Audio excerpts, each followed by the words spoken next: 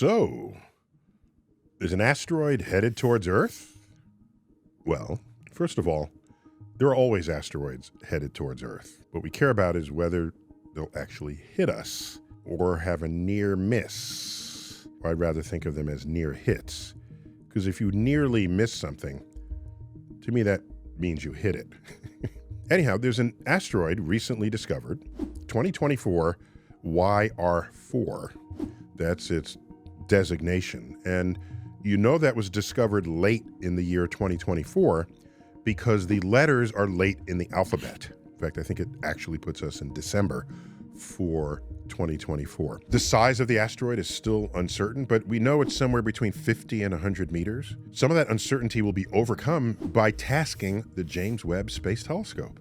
All of our great telescopes have operation modes where if there's a time-critical thing that's happening in the universe, time on the telescope gets allocated to that event. And this counts as one of those, let's task JWST for helping us figure out exactly how big this asteroid is.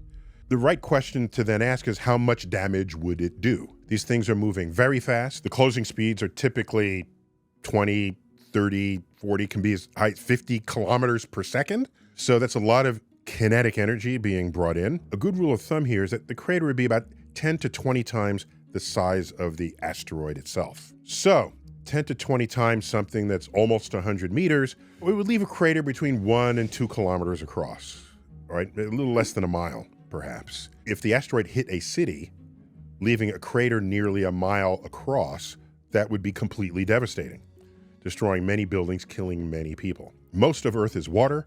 Most of what is not water, that is land, is uninhabited.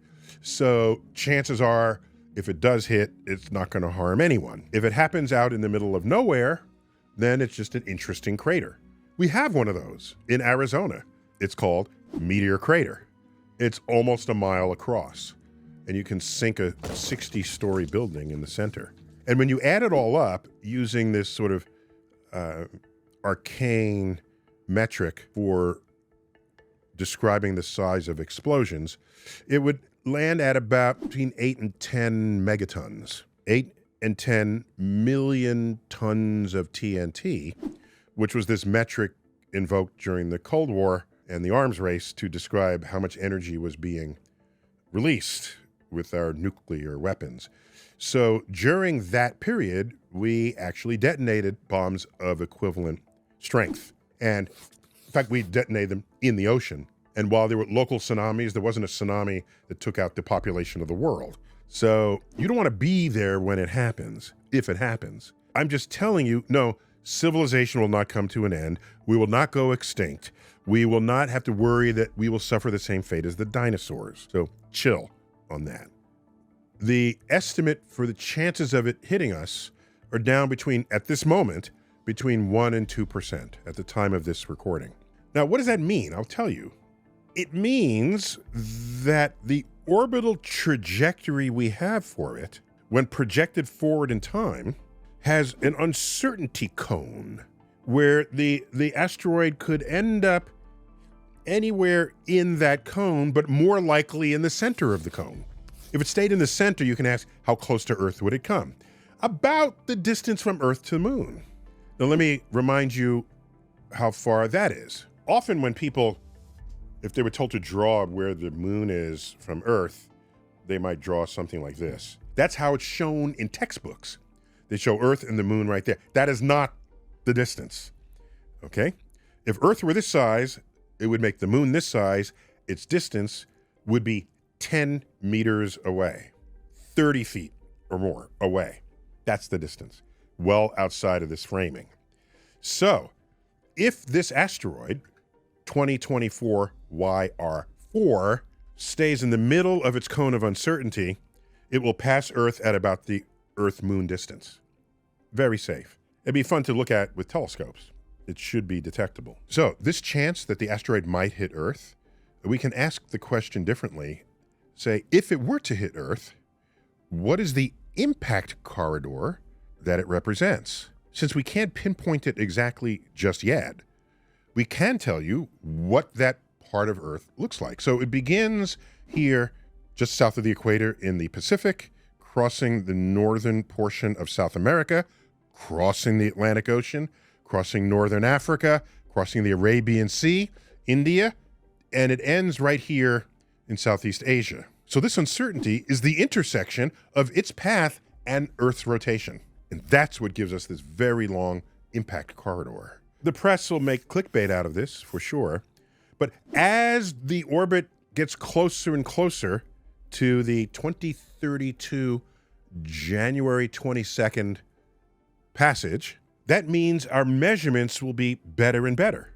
So either that risk of hitting Earth goes to 100% or to 0. It will not stay in any number other than those two as our orbital calculations become more and more precise. 0, of course, there's nothing to worry about. 100%, at that level, we will know exactly where on Earth it will hit and when, so that we will be in a position to protect ourselves in advance from whatever damage it would cause. You may remember NASA had a mission to an asteroid to try to deflect its orbit, sort of as a test case in case something might be headed our way. Now that it has done that, knows how to do it, learned that it was successful, it gives us a little more confidence going forward for any subsequent asteroid that's discovered that might actually be headed our way. By the way, any country that has a planetary defense office is perking up right now because of these risks that we now know and can track. In fact, China, just as an example, didn't have a planetary defense office until this asteroid's risk was calculated. We can only be safer in this world if everyone thinks about this problem in a coordinated way, together. And I've been duly notified that 2024 YR4 lands at around a 3 on the Torino risk scale. One of my lifelong friends who I went to graduate school with, his name is Rick Binzel. He invented the Torino hazard scale. Let's see what he has to say about this. You were at a conference in Torino, Italy, where you proposed a way to track how hazardous an asteroid might be. So remind me what you put into it. Yeah. So first of all, the Torino scale is a 10-point scale from 0 to 10. All right. 0 is really good and 10 is a really bad day for the dinosaurs. And the way you calculate where an object falls on the Torino scale depends on the size or the consequences of what that object would be if it struck the Earth versus the probability, the current best estimate for the probability that it could impact the Earth. And so it's 2 dimensions, consequence and impact probability. So Rick, do we really have to remember these numbers on the scale? No, on the Torino scale, we have the 0 to 10 system, but at the lowest level, things are green. You have a green level, which means, oh, this is normal. We're going to find a lot of these. We're currently at that next level up, which is yellow, which just says these merit attention by astronomers. So that's what level 3 is. And if the probability gets worse, we would go to orange, which means there's a possible threat here. And where we want to stay out of is the red zone of 8, 9, and 10, which means we have 100% probability of hitting the Earth. And now it's a matter of what would be the consequences. And those consequences depend on where the object lands. So Rick, where is 2024 YR4 on the Torino scale? So 2024 YR4 ranks a 3 on the Torino scale, which means if it were to strike the Earth, it would be a localized event. If it misbehaves, it would go all the way up to 8 on the Torino scale. That would be its maximum.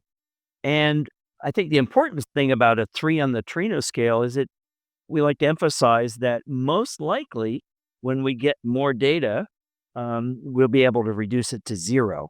And 3 is also sort of an alert to astronomers to say, let's pay attention to this object. We're not worried about it. No one is panicked about it. But let's get the data and make sure that it's going to miss. So, as of this moment, that's what's up with that. Until next time, keep looking up. Every few months, a new headline warns of an asteroid on a collision course with Earth. But how real is the risk? You'll find somewhat reliable sources emphasizing the asteroid's magnitude and which countries might be spared. while other, highly credible sources reassure us there's a 98% chance we'll be fine. Exaggerated language, selective framing, and misleading urgency make it easy for science reporting to veer into sensationalism. The result? More clicks, more panic, and less actual understanding. And that's what makes our partners at Ground News so different. They're an independent app and website founded by a former NASA engineer who brought the same level of precision she needed up in space to how we consume information here on Earth. I can compare coverage from NASA, Nature, and more, with data on each outlet's biases and credibility. I can even see which stories might be missing from my media bubble to ensure I'm forming conclusions based on the full picture. And if I really want a deeper dive in no time at all, their daily briefings analyse the dozens of sources covering this issue for us. Ground News breaks down the facts, what every outlet can agree on, as well as the different narratives shaping the public's perspective. Best of all, Star Talk viewers can get the same top-tier Vantage plan we use for nearly half the price. That's just $5 a month for understanding shaped by clarity and credibility, not clickbait. So head to ground.news/StarTalk or scan the QR code to subscribe today.